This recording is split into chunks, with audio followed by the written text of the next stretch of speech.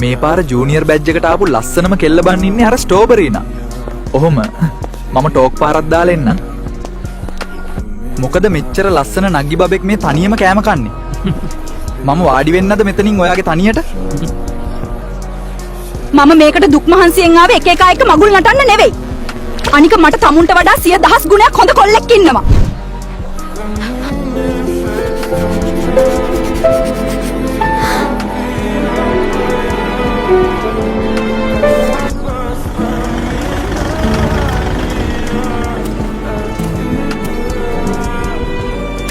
අන්න අර ස්ට්‍රෝබරිනා යන්නේ. අර ඉන්නවා කියපු කොල්ලට ලියුම් යවන්න වෙන්නේ නැති. යමන්. හොඳ වැඩක් කරමු. වහාම මගේ අතට දියන් දැන් අර ස්ට්‍රෝබරිනා දුන්න ලියුම.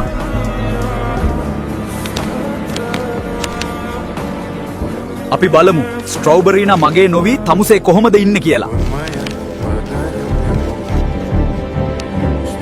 පියුන් අයියේ අදවත් මගේ නමට ලියුමක් නැද්ද?